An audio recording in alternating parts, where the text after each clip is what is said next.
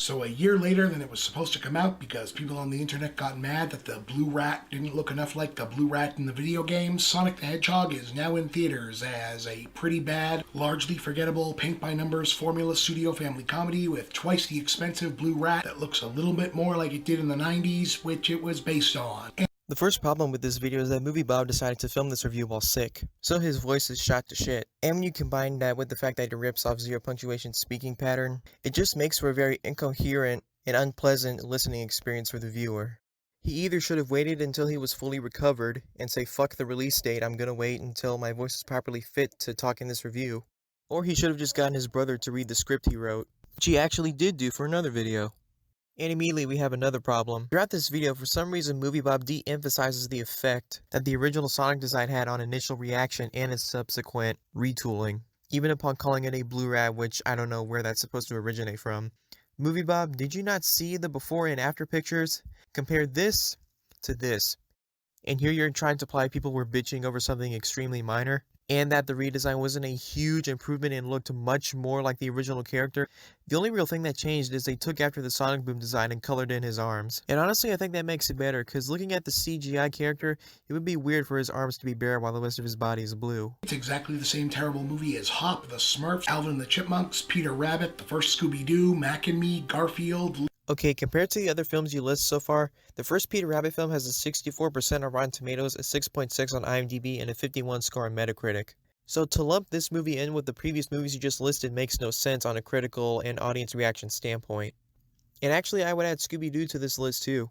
For the first film at least, there is a small minority of people that are willing to defend this movie for what it was.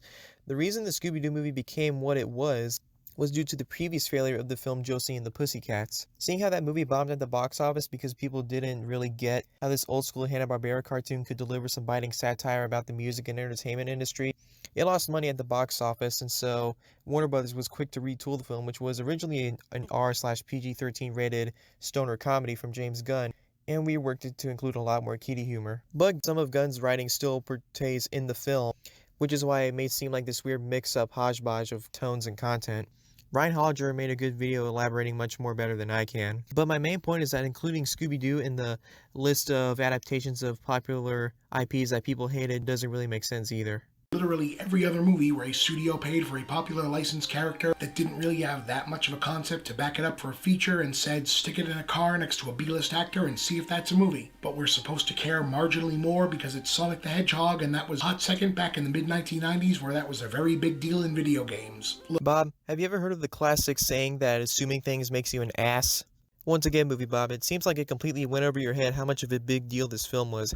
After a pretty terrible first trailer along with the awful design and the bad jokes, the second trailer was a much better improvement as it showcased more of the film's slightly better jokes and a much better retooled design. Plus you got that scene of Jim Carrey dancing with Blitzkrieg Bop playing in the background. Come on. And it's weird that you try to bring up the fact that Sonic was a 90s property that implies that it is somehow gone downhill and is now past its prime. If that's so, then for the past 2 decades, the 3D Sonic games should have canceled this series a long time ago. The thing is, MovieBob, it's the video game community, and when a video game is translated into a film, it's always a big deal. Especially seeing how video games are the top market right now, it brings in the big bucks, especially on the internet, when you got esports and tons of popular Let's Players and advertisements up the ass. If any news comes out that any sort of video game is being turned into a movie, all eyes are on it. Partially because of the infamous history of movies trying to adapt video games into that medium, partially because everybody's curious on just how the hell are they going to pull this off. Just look at the Detective Pikachu movie, and the surprising amount of intrigue and positive response the trailers let out. Look, I don't know if you can tell, but I'm recovering from a severe sickness that's left my vocal cords pretty well shredded, and I honestly resent the fact that I'm having to tax them more to further explain to you why a movie that's almost no chance of being good isn't good. But anyway, since it would be charitable to suggest that Sonic has ever had a coherent backstory of his own in the games, the movie just unironically borrows the same E.T.-like mold that was already roundly mocked in the movie Paul and follows it beat for beat without a hint of self-awareness or self-respect.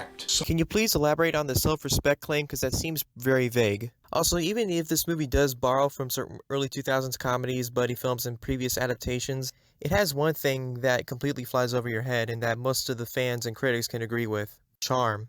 It really all comes down to that. This is a very sweet movie, and it doesn't have the cynical edge. like Michael Bay's Transformers films, or hell, even that Scoob movie that just came out a month ago. The writers characterized Sonic very well in its own interesting way for this movie. Seeing Sonic and James Marsden interact with each other is entertaining to watch and is one of the highlights of the film. And if you want to bring up the pop culture references, it actually makes sense in this movie, because Sonic is a blue alien growing up in our modern real world. So it makes sense that he would be exposed to the popular trends and memes that would be around. It explains how he knows who Keanu Reeves is, or how he knows what flossing is, or what Amazon is, or what Uber is. It's entirely justified because it's established he's an alien that's observing our current modern world. Sonic is a teenage, I guess, speed-powered alien from an unnamed animal planet who escapes to Earth ostensibly to protect his supposed powers via dimension-hopping magic rings. He hides out in a small town in Montana for years as a rarely seen local cryptid, developing a wacky, lonely guy persona, and through an overly complicated series of events accidentally manages to expose himself to government alien hunters and zaps his magic teleport safety rings across the country to San Francisco for some reason. Well, Complicated series of events. What? The scene where he's playing baseball displays it perfectly. After playing a game of baseball by himself, he realizes just how lonely he really is, and that he's resorting to playing with himself multiple times and acting like people are around there to watch him and celebrate. This gets him down in the dumps, and so he decides to run in a circle repeatedly due to a buildup of emotions and anxiety. But he ends up running so fast that he accidentally creates a sonic blast across the entire Western Hemisphere, even knocking out satellites. And of course this gets the government's attention as to what the fuck could possibly make this, and that's how Robotnik gets brought into this. Did that whole scene just get completely lost from your memory? Yes, Sonic is a teenager. In the opening, it's clear he's a little kid, and judging from Sonic's sort of cool 90s dude attitude and how cocky he can be, it's safe to assume that yes, he is a teenager. The reason they have to go to San Francisco is because in the garage scene, after James Marsden shot Sonic with a tranquilizer dart, he got all woozy, saw James Marsden was wearing a San Francisco shirt, and mumbled San Francisco, and then passed out. And these rings are established to work as you just think of a place, and boom, the rings will conjure it up for you. So after saying San Francisco, the rings teleported and his bag of rings fell right into the portal on top of the tallest building in San Francisco. That is why they had to go on a road trip there. Once again, did that plot detail just completely fall out of your ear? Also temporarily disabling his speed powers, meaning he has to enlist the help of a hapless local sheriff, played by James Marsden, to transport him to the Bay City in order to get off-world before he's captured by Jim Carrey's increasingly manic Dr. Robotnik, which, yes, means that this is another movie where the money spent on animating a CGI main character and largely pre-visualized action sequences is saved by having most of the rest of the film take place in a generic-looking small-town backlot and overcast interstate highway. Oh, Are you trying to imply that aside from the action sequences, the movie is very cheap looking? Because the budget is estimated around $85 to $91 million. And I have neither heard nor read another reviewer state that this movie looks cheap and that the town is an obvious set that the actors are just walking around inside. but one nice thing is that even though it's otherwise a by-the-numbers family comedy with a road trip setting, they don't insert that same pointless scene from every other version of this, where the characters randomly decide to hang out in a biker bar and dance, ride a mechanical bull, and have a dumb fight scene for no reason. No, I'm kidding, they do exactly that. Like, this is a Steve Guttenberg movie from 1987. The reason why the whole character is going to a biker bar trope exists in the first place is because it's an easy way to show character development.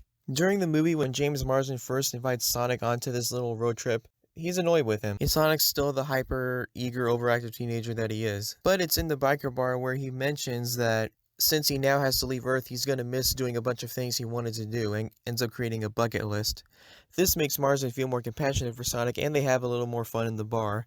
Because, well, it's a bar. It's a place where people go sometimes to wind down and have fun. And the bar scene happens because, one, they want to show off that cool Quicksilver scene. And it furthers the friendship between Marsden and Sonic. Because after the bar fight scene, they check into a hotel and just yuck it up a bit and think about what just happened. And it ends with James Marsden tucking Sonic into bed. As cliche as you may think it is, MovieBob, it's there to serve a purpose and it furthers the story. Also, this is a Steve Guttenberg film from 1987. I've looked at the movies that he starred in that were released in 1987, and I couldn't find one mention of a bar scene. You're thinking of the original Police Academy film, which came out in 1984. Get your facts straight. The main selling points here are supposed to be Jim Carrey and Sonic himself, and Sonic isn't really much of a character in this. He doesn't strike me as familiar to any version of himself from the games or cartoons. He doesn't have a personality beyond clingy and whiny. There's no real sense of what he's meant to be or doing ever established or discovered. Sonic has no character? I suggest checking the TV tropes page, Bob. I can easily describe Sonic as a person who is eager, cocky, not an asshole, but clearly is filled with much more adrenaline and excitement that he can handle, and it can get him into trouble. It's what led to that little sonic boom explosion that got him discovered by the government and Dr. Eggman, and it's what ended up blowing his cover when he's staying with his owl mom in the beginning of the film. And we also quickly see when it's established that he lives in our world now that he is very lonely because he's been told to not be seen by people because they will freak out if they see him. So naturally, he just wanders around and honestly spies on people, not being able to interact with them because he doesn't want to be discovered and get in more trouble and possibly killed. Naturally, that creates a feeling of loneliness and depression. And oh yeah, he mentions that he doesn't have any real friends either. So he's a hyperactive loner. Is it really that hard to understand? Also, you say this version of Sonic is nothing like you've seen in previous video games or iterations in cartoon series. Have you ever heard of taking liberties, Bob? Even then, this is a version of Sonic that we are all familiar with. And by that I mean he does have similar personality traits. He can be overtly cocky, he's very energetic, and he does kind of have this 90s too cool for school Disney attitude. Even Ben Schwartz's voice acting harkens back to the days when Ryan Drummond first voiced him in the Sonic Adventure series. To me, it seems like the only thing that's throwing you off is the fact that he's a whole loner who doesn't have any friends. Did you ever think that maybe the writers added this because it's a side of Sonic we've never seen before and it'd be very interesting to cover this aspect? It'd be one thing if they messed up his personality and made him too mellow like Tails or made him too moody and edgy like Shadow. But no, anybody with two eyes can see that this is Sonic the Hedgehog. We are familiar with him. This isn't some radical departure that completely ruins the character. If the movie was going to play the whole trope of a weird alien creature from another world comes into our world, then have them cover the aspect of them trying to stay hidden and in alone and in reality not being able to find friends and suffering from depression because they're putting themselves in isolation. Also, this extra complaints where there's no knowing of what he's meant to be or do or ever being established or discovered, those just seem like extra complaints to make your complaint more layered and show-offy than it actually is. I guess we're supposed to like him because he looks like a stuffed animal, basically, but he mostly hangs around with adults who act uncomfortable and weird around him, and he only ever interacts with a child once, which is cute, and kind of feels like maybe that should be the movie. So you think the Sonic movie should have pandered to a bunch of little kids and should have been centered with Sonic running around with more little kids? That would virtually be pandering to your audience. The writers were smart enough to know that if they were going to make the Sonic movie, they were going to make a movie that would cater to everybody. Little kids that aren't aware of the series can come down and still enjoy this blue hedgehog running around with James Marsden on this adventure. And older players can recognize Sonic for his personality and the stuff the writers adapted from the games into this movie, and the fact that he's hanging around with James Marsden, an adult. We can relate more to him, and we can have more mature conversations and interactions between the characters. I think you can also assume that when people went out to see this movie, the theater crowd would most likely be filled with people in their mid-20s and older, because Sonic is a very nostalgic 90s property that has left great moments in a lot of people's childhoods who grew up during that time era. Running around with little kids is some shit that the Care Bears would do, or Pokemon Mystery Dungeon. Like, conceptually, what does a hedgehog have to do with a police officer? Nothing, but it doesn't mean the writers can't think of a way to stitch these two together. And it does make sense for the story. There's no big gaping plot holes or plot details that are so hard to understand. Only you seem to be complaining about these things, Bob. And that says more about you than anybody who could enjoy this film. You can sort of feel the filmmakers leaning on Carrie to step in and save this thing as Robotnik, and he'd clearly be trying, but there's nothing for even the king of stretching a premise to work with here. They've removed the gimmick of the villain turning animals into robots, so there's nothing for him to work with. He's just a mad scientist who makes drone tech for the government, and he's a weird, spazzy narcissist because he is. There's no center to him. We're not sure if he's supposed to be an actual threat or just a buffoon. Notice how you said you can feel the filmmakers sort of leaning on Jim Carrey to carry this film. That's because, for one, Sonic has more screen time than Jim Carrey, and you say he's given nothing to work with other than that he's a narcissistic, crazy scientist with drone tech, and wants to capture this hedgehog, one, because it would most likely boost his ego and get him more respect from the government, and two, since because Sonic is a cocky little shit, Carrey's evil brooding character would want to catch him out of spite. So your points on Jim Carrey being given nothing to work with and being put in a position to carry this whole movie on his back is an exaggeration. As far as the aspect of him not kidnapping animals and turning them into robots, would that be interesting to see in this film? Sure. But once again, taking liberties to tell the certain story that they want to tell. Trying to add in the whole character detail of him kidnapping animals and turning them into robots would be just a bit too much to properly explain and establish in this story. And maybe, just maybe, they thought that would make Jim Carrey's portrayal of Eggman a bit too mean-spirited in this movie. Even with this complaint, you just sound like one of those angry Sonic fanboys like Spax3, Sammy Classic Sonic fan, a Knothole resident, or even trolls like Mario to Plumber who bitch when a property of Sonic doesn't get every single character detail and every minute characteristic in the respected game or cartoons. Don't be bitching about what they took out, MovieBob. Judge the movie from what's currently in the film. And you're already doing a shitty job at that. Hell, maybe they wanted to streamline Eggman's character more. Maybe PETA would have gotten on their asses for including that plot detail. Who knows? And once again, the complaint of we're not sure if he's supposed to be an actual threat or a buffoon. He's both. He's a threat because he wants to capture and dissect Sonic, killing him. But he's also someone who's clearly in over his head, trusts more on technology than people. There's even a scene in the movie where he openly says he likes his machines more than people. He hates people. And his overtly cocky attitude can easily foil his own plans. Once again, either you're making shit up to bash this film for it, or you're over-exaggerating your points to make yourself seem more clever than you actually are. And that's really a problem with the whole movie Summarize. We don't understand who anyone is, why they're doing what they're doing, what needs to be accomplished, why we're supposed to care. I never even gave a shit whether Sonic lived or died, which is a problem when the soundtrack starts insisting I'm supposed to. That's a problem that entirely reflects on you, Bob. If you can't understand why Sonic is trying to get to San Francisco to get his rings, or why James Marsden wants to help him, or why later in the film he actually starts to care for Sonic and tries to help him defeat Dr. Eggman, then you have failed as a movie critic, especially if I have to sit here and go over every plot point you've either completely missed or just flat out got wrong. Now, I'm sure somebody will bring up James Marsden's wife, the animal doctor. Well, she woke Sonic up with those smelling salts, and it was her daughter that gave him those red shoes. And I'll even include the reason that she tagged along with Marsden and Sonic because she wanted to help them. She didn't want to leave her husband and wanted to stick by his side to help him with this little blue alien. Sure, it's not three-dimensional in the slightest, but it's a reason that it's there, and it's the better choice instead of just completely writing off her character, say, more than halfway into the film, where she's absent for the entire third act. And for all the money they supposedly spent on the CGI, none of the effects look appreciably better than an average network TV show, regardless whether you think Sonic himself looks better now or not, so I don't even feel like giving it points for that. Yeah, go watch Marvel's Inhumans and tell me the effects look better there than they do in Sonic. Go watch Hellboy, go watch Alien Covenant, go watch Phantom Stick, and honestly tell me that those effects look better than the ones in the Sonic movie. So I'll go 2 out of 10 for this, because I think I laughed like twice, but you know what this made me think of more than anything else? Howard the Duck. It's the exact same movie as Howard the Duck, and just as bad as Howard the Duck. Let's look at the reviews for Howard the Duck. 4.7 on IMDb, 15% on Rotten Tomatoes, 28% on Metacritic. Now let's look at Sonic. 64% on Rotten Tomatoes, 6.6 on IMDb, and 47% on Metacritic. I'm going to take a wild guess and say everybody enjoyed the Sonic movie a lot more than Howard the Duck. And let me just throw in another review site for shits and giggles. Letterboxd, 2.1 for Howard the Duck, 2.9 for Sonic. Yo face. So here it is, Sonic the Hedgehog, the even worse version of Howard the Duck. And that's all I have to say.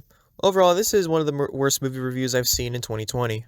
And I know that doesn't mean much because of this whole pandemic thing, but fuck it, it's still one of the worst reviews I've seen. Either MovieBob completely glossed over plot detail, he added in extra vague buzzword statements to make his complaints seem a lot more layered and professional, and he either over-exaggerated on complaints or under-exaggerated on complaints. He didn't get one thing right in critiquing this movie. MovieBob, shitty movie reviews like these were on the bottom of the list of reasons that you initially got blacklisted from the Escapist website in the first place. If the Escapist wasn't so desperate for content creators and didn't want to end up like Channel Awesome, I'd still say they should have left your ass in the dust. The only thing that's missing is essentially a response video. That's some form of backpedaling damage control. Oh wait. And that's all I have to say about that. Anyways, this is Mr. Flipper 782, signing off.